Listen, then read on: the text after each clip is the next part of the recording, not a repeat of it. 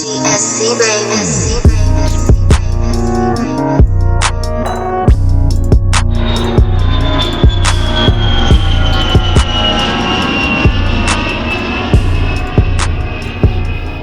good evening, beautiful.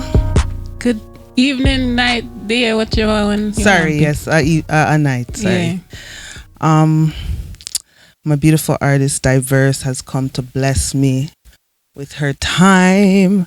I've been like meaning to interview her for like 2 years now. Lie? Yeah, I have the emails and the text messages and everything. So look out for the email. Look out for the. Well, I'm here now. Yeah. All right. We're up on the scene. So, what ends are you coming from tonight? Brampton, West Side. Brampton side. You never grew up there, sir? No. Where you grew up? I grew up in Toronto. Which part? A little place they call Jungle City, which is known as the Lawrence Heights community. Oh, the place that I gentrify now. Yes. That's on my place too. You know, I went there the other day and I didn't even recognize, because I haven't been there in years, eh? And I drove past the Yorkdale side and I'm like, but wait, what go on there so? You must have get frightened. I was so frightened. I know. Because I can't believe that's like not my where heart. My heart. It's not my court's smash up. Yeah. Your building's still there. You're lucky. Yeah, my building's still there. You have time. We got take 2 pictures. I don't know. Yeah. So how was it like growing up in jungle? It was interesting. It was fun. Those are the days that I can remember and say, okay, which you're not gonna even give them the history that we know each other. Well, like we literally, we grew up together in jungle. Okay, yeah, you know this. Grade 1 and up, elementary school. Yeah, and it was fun. We used to give trouble together, get in trouble together, do good things together. Yeah, like when we formed our little singing group on the playground. Yeah, and here we are doing that music thing. Same way. Yeah. Lovely. So, speaking of, when did you start doing music?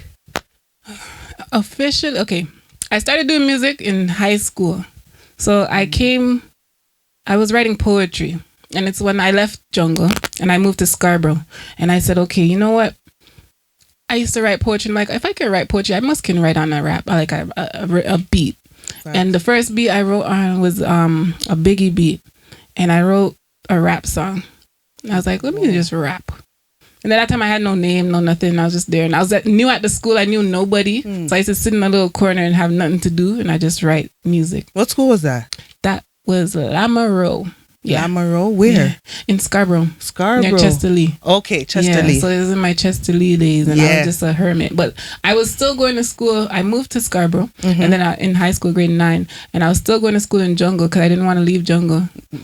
I still went to school. I didn't want to leave my friends. Has a hold on people, I'm telling you. So I used to take the bus from Scarborough as a 14-year-old, go all the way down to jungle, Yorkdale Station, come out, walk. Yeah. Yeah. I know those ones. And that's what I used to do. And when I was at the new school, I had no friends. So I was just like, okay, well, let me just be my own friend and write music. That's dope. Yeah. So then I started doing that. And I used to perform it for my cousins and stuff because I wouldn't perform for anyone. And then from there, it just went because I just started meeting music people. I only spent 1 semester at LAM. And then I went to Stephen Leacock. And that's still in Scarborough? Yeah, still in Scarborough. Okay. And I graduated from Stephen Leacock because it was more of an entertainment media school. Oh, that's dope. Where I took like television and production, and we used to do the news every other day. Oh, wow. Yeah, like a program like that. So I was interested in those type of things, media, music, marketing, things like that. So then I just used to do it in and out. But then I did all that, went to college, came out, got pregnant. And then that's where the music stopped for a minute. Because, you can't go studio when you have a baby. Facts. And chill and do all those things like you used to. So I put down the music. I said, okay, let me just rest it down. And it wasn't until a couple, what do you call it now? Months back. Okay, you guys know Gully Bop? You remember Gully Bop, the sensation? Of course, yeah. So, and this is a little bit when Instagram just came out and it still only had those 15-second videos. So this is where it really started my professional music career now. Okay. I made a 15-second remix of Gully Bop's Every Girl Want to Walk Off of Me. Yeah. I'm going to say every man. I remember what the hell I said. But I said something and it caught the attention of the actual guy who was managing Gully Bop at the time. And they had linked me in my inbox and they're like, oh, we wanted you to do the official remix with Gully Bop. Well, you see, because I was in Toronto, and he was in Jamaica. I was going down in December, but it wasn't fast enough because things move quickly. It does. And then by the time I got to Jamaica for Christmas, and it was like in that same season, by the time I got to Jamaica, they basically had dropped him as an artist, and he went to another management because he was too unruly. So like, I didn't get to do the remix, but it was still a thing where I met another producer, a DJ, a selector, Navis Bomb from Swatch International. And it's a long story, but I'm just gonna get to it. So I met him. He told me, okay, if you have one song, write a song, and I'll basically play it for you. Because he's like, do you have any professional music? I'm like, no, I just do my thing. And he said, okay, give me one, find a song, record it, and if you play, I'll play it in all the dances here. He's like, you know about Nipples Tuesday, Pasa Pasa, this, that. He's like, I play at all those parties. Mind you, I didn't know who he was. I'm like, sure, why not? I can get my song played in the streets in Jamaica. Facts. So within a week or two, I had a song for him. And I went to the studio, I recorded it, and guess which song that was? Which song? I don't care. That's my theme song. That's my it song. That's the first professional real song I ever wrote. And I wrote it actually on the Intoxicated rhythm. Okay. And which was the one that Dexter was off of with 7-Eleven. Yes. Yes. And I actually wrote I Don't Care original. If people really go search on YouTube, you can find I Don't Care Intoxicated rhythm. There's one YouTuber that has it up. And he didn't take it down. He just left it up there. And I told him he could leave it because I did the song originally again. And I got it on my own rhythm because they said the song was so good I should release it myself. Facts. But yeah, before I go into more stories, ask your next question. That's lovely.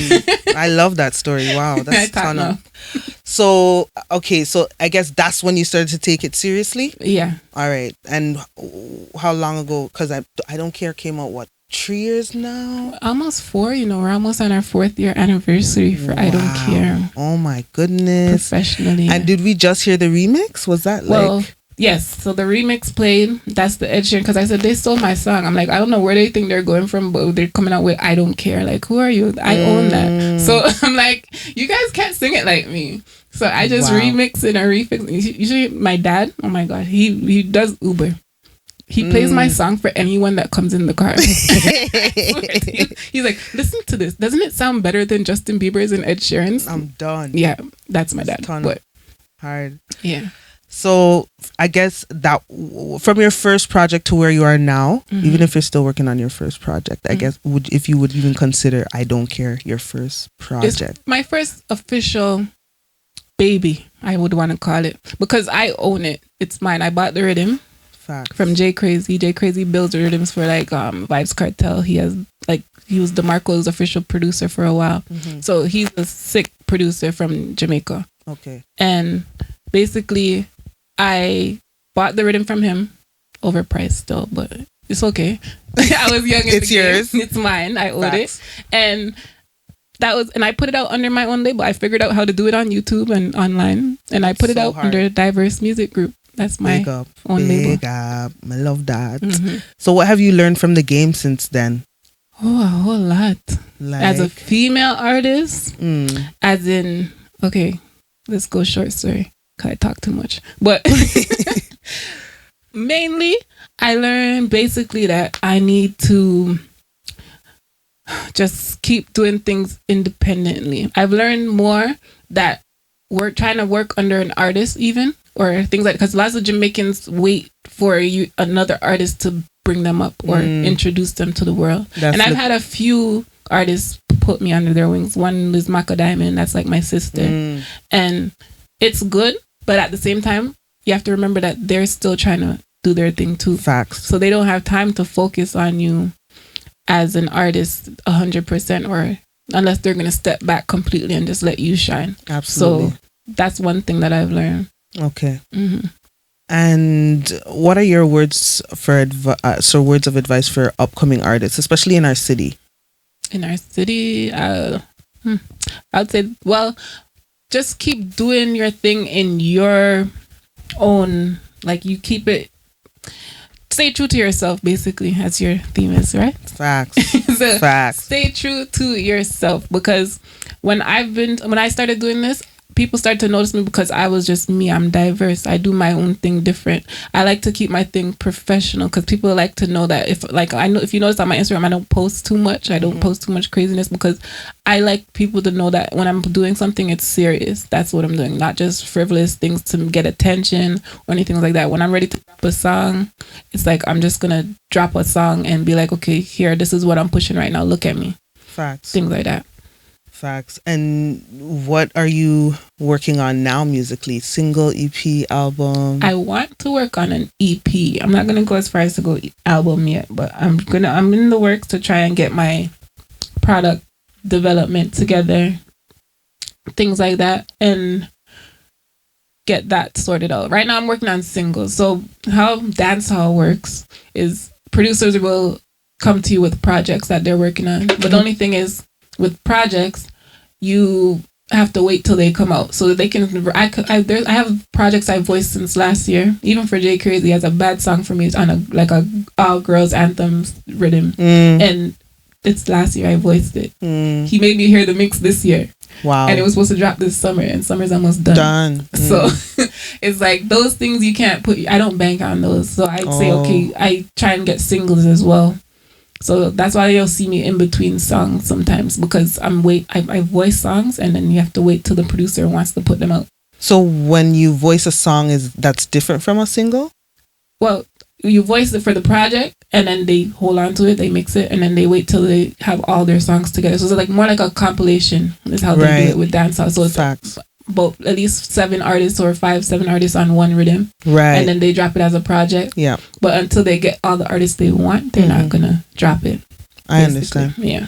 And you understand that, right? I get it. Yeah. So that's why because I get that, I work on singles as well. Or if I want to put out a song, I'll just go remix something, just like how I did with the Justin Bieber. And then I have producers that mix for me, and I just send it to them. They mix my files. I voice at home on my own. And you have a home studio? Yeah, I have a home studio. And I'll voice my songs, my remixes, and do it. If I want to do a professional song, I'll go to a studio and get it done professionally. Do you mix your own stuff at all? I want to learn. I need to learn, but I can do basics. I've learned and the funny thing is, it's a producer in Jamaica that used to teach me over via Skype, or we used to talk on WhatsApp. Okay. And he would control my laptop for me and just tell me what to do. Wow. So that's how I learned how to voice myself. Even things like that. That's so interesting. Yeah. So have you learned a lot in that way? Especially, do you think differently from people who aren't necessarily doing reggae? Do you think? The thing is, I'm well versed. I do hip hop too, because I'll mix it up and I'll rap. And you started with rap, and I started with rapping. It's just that because I love dancehall so much, I decided to say, I can do dancehall, so I'm gonna do that. Plus, I thought it would be easier to bust in dancehall, but it's not. So I thought I could just get my way in through Jamaica and then just say, okay, here I am. Medea. Yeah. But no. It's everywhere it's politics. That's what I learned. It's politics in every genre. What kind of politics is different, do you think, in the dancehall genre or in Jamaica, different from, let's say, Toronto? Okay, the Jamaica, it's a clique. It's what do you call it now? Like, it's who you know. It's a group of people. You see, if I was in Jamaica, I think if I did 6 months straight in Jamaica, I'd be much further. Got it. But you can't afford to do that. You have full-time job, bills, you have children, things like that. But if I did a full 6 months straight in yard, I know I would get somewhere. Got it. I'm good at making links with people, and I'm more known in the streets in Jamaica. I can go to Boom Boom them in Uptown Mondays. Facts. And they'll be like, yo, Diiverse in the place. Here it's like, yeah, she's here. True. So that's the difference with Toronto. Jamaica, they're happy to see like an artist come in the place, and even like, especially, they'll treat us better, or not better, but they are more welcoming to us and say, okay, the artist here, Diiverse, and they'll give you the mic to talk and big you up and run a song or whichever. You can do a money pull up if you want to, things like that. Here it's more like, you have to kind of be a groupie to the selectors and run up under them and basically, hey, look at me, I'm here, please play my song. Facts. Yeah, and I'm not with that. No, I'm not with that. I'm sorry. I have good songs, I have good music. I even try and make songs for the selectors to play, like that they can fit in their mix. I think like strategically. I'll think of like, okay, how the selector plays like this. So even like say like a Flatline, I'd say, okay, you know what? If you guys know DJ Flatline, he plays mostly hip hop and stuff like that, but he plays in the dancehall community. And I'll be like, okay, if I remix the Justin Bieber, I say, yo, I know you can fit this in your mix because I know you can play that. So I do songs and remix songs according to what they play or how they play, just to make it easier for them to play my song. And even then, still, yeah. So with that, what do you think the big difference is between the Canadian music industry versus the American industry? If you even think there's a difference. I'm sure it's not. It's a difference on a bigger pay scale. So for me, it's like it's just a bigger market, but I think it's still who you know, still connections, still things like that. And then I'm more of if I like the whole YouTube phase where people can get popping online. Because even with my I Don't Care song, lots of people know that song, but they don't know who I am. And I realized with my marketing for that song, I did it good but wrong. Because I got, at the time it was Susan, Prince Marnie, to do a promo video for me. Yeah. And that was I paid him $200 US at the time. This is before he even became like Big Susan with 1 million followers. He had probably 250,000. Okay. And I paid him $200 US and I said, run, I think Susan would like this song. And he's like, Susan likes money too. Because I tried to just give him the song. He's like, yeah, Susan likes money too. I said, okay, cool. So I said, here, take this. And I was sending my money before to Jamaica to get the roadies them to promote it in the streets for me and stuff. And I would send like $100 every 2 weeks and whatever. And that did nothing for me. Okay. But the $200 that I spent on social media and having posted at one time, I got so many like followers. I got so many it went up like over 30,000 views on YouTube, things like that. And it's just from people sharing the song and liking Susan having it in her video. Got it. So, and then I also promoted the video, I boosted the video on my page and stuff to help push the song. And because it's a known person, I realized that stuff works more. So it's kind of like, tapping into what's going on now than to look into what people were doing in the book before. So there's a trick to it. Everyone can do it. You just have to think like people. Right. Dope.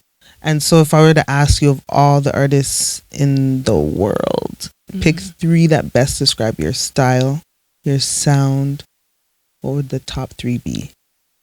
All the artists in the world. Okay.